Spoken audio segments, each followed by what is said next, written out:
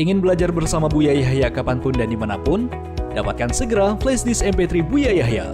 Berisikan berbagai materi kajian lengkap bersama Buya Yahya.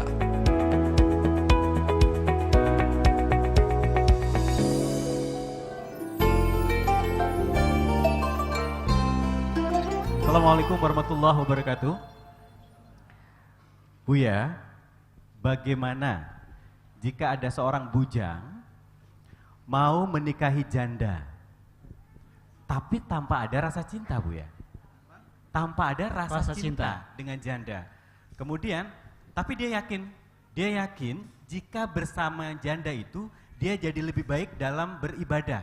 Kata dia, rasa dia, kalau dia nikah dengan janda, dia akan lebih bagus dalam ibadah. Tapi terkadang terbesit dalam pikirannya ingin juga mendapatkan yang masih sendiri.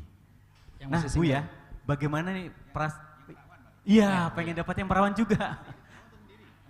Masih pengen perawan juga. Buya, bagaimana langkah yang harusnya saya lakukan di saat satu sisi pengen nikah sama janda karena pengen rasa ibadah saya lebih baik, tapi di satu sisi saya juga pengen dapat yang masih perawan. Bagaimana Buya untuk menghadapi sikap ini? Bismillah. Yang pertama, di dalam menikah itu, tadi seperti kami isyaratkan, ada orang dalam pernikahan memerlukan 5. Kalau memang hajatmu 5, ya cari 5. Sama laki-laki, saya punya hajat 5. Saya pengen seorang istri, sering punya anak, saya pengen punya apa, macam-macam, sebutkan.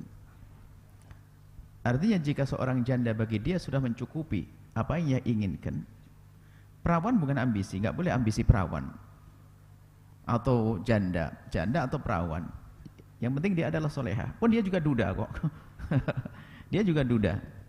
Yang jelas begini, biarpun tidak ada cinta, memang seharusnya seperti itu, dibersihkan dulu daripada cinta yang maksudnya cinta yang hakiki. Kalau masalah ta'alluq ada rasa kecenderungan, kekaguman, itu wajar. Asalkan kalau belum masuk wilayah cinta lebih aman dalam memilihnya, bisa netral dia.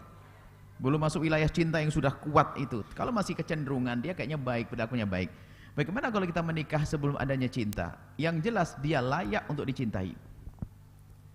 Dia layak untuk dicintai. Jadi layak untuk tumbuh suburnya cinta. Jangan sampai salah dia. Dan di sini lebih netral seorang laki-laki, seorang wanita atau laki-laki dalam memilih pasangan di saat seperti ini, netral. Dia akan melihat apa yang saya butuhkan. Saya butuhkan seorang wanita solehah menemaniku ibadah, kebutuhan pribadiku terpenuhi, dan bisa menjadi anak buat ibu, buat anak-anakku. Kalau seandainya punya anak, saya juga punya anak misalnya. Ini bisa melangkah lebih mudah. Lagi-lagi jangan menikah dengan ambisimu. Saya harus perawan. Memang ada jaminan pasti baik kalau perawan. Atau saya harus janda. Memang ada jaminan baik kalau janda. Sudah di hadapanmu wanita itu, kau pikirkan dengan akalmu sebelum kau mencintainya. Setelah dia masuk kriteria dalam pernikahan kita. Kriteria itu bukan berarti harus saya punya kriteria 7 harus terpenuhi semuanya. Tapi paling tidak kalau turun 4 deh. Itu bisa. Ambisi kan boleh menginginkan sesuatu yang sangat sempurna, oke. Tapi jika diterkurangi ini, oke lah. Biarpun dia tidak perawan, tapi dia terbukti dia baik. Dia sudah terbukti ngerawat anaknya juga baik dan sebagainya. Dan jangan sekali-kali merasa beban, wah dia punya anak, wah kacau ini. Wong kita pengen punya anak banyak, santri banyak, murid banyak, anggap saja ini malahan jihad buat kita kok. Kalau dari awal menikah, waduh beban nanti kalau dia punya anak. Nah ini sudah niatnya nggak benar. Bukankah semua ada rizkinya? Kalau janda yang punya anak 15 sekalipun, yang penting niatnya benar dan dia orangnya layak untuk dicintai, jalan itu semuanya. Rizkinya ada. Baik, kemudian ada bisikan-bisikan, kemudian saya pengen perawan dan sebagainya. Tanyakan, memang kalau perawan apa? Tapi kalau memang dia memang bagi dia janda adalah tidak masuk dalam kriterianya, jangan masuk daripada nanti menyalahkan orang lain atau menyalahkan diri sendiri atau dolim kepada janda tersebut. Bahkan tidak, memang ini kadang-kadang seorang itu kalau menikah itu dengan bisikannya orang. Sama janda kau nikahi. Bahkan bisa jauh lebih bagus daripada perawan. Karena dia mungkin solehahnya, mungkin dia pengalaman dalam. Sampai suatu ketika ada seorang datang kepada Rasulullah pengen menikah. Dia punya anak. Maka Nabi menganjurkan, sesaat Nabi menganjurkan, nikahilah perawan. Satu orang pengen nikah, Nabi mengatakan, hal bikron tulaibuka wa tulaibuha. Nikahlah kau dengan perawan. Sesaat Nabi menganjurkan nikah dengan perawan. Tapi suatu ketika kau perlu menjadi seorang janda yang pandai menyisirimu dan menyisiri anak-anakmu dan sebagainya. Jadi sesuai dengan kebutuhan dong. Jangan dengan ambisi kita. Nah, baik. menikahlah, kemudian takutlah kepada Allah. Asalkan memang dia layak untuk tumbuhnya cinta, untuk dicintai, maka melangkahlah, nanti akan tumbuh cinta. Tentunya untuk menjadikan dia kita anggap sebagai layak, tentu namanya marhalah yang kedua, langkah kedua adalah mencari tahu tentang dia.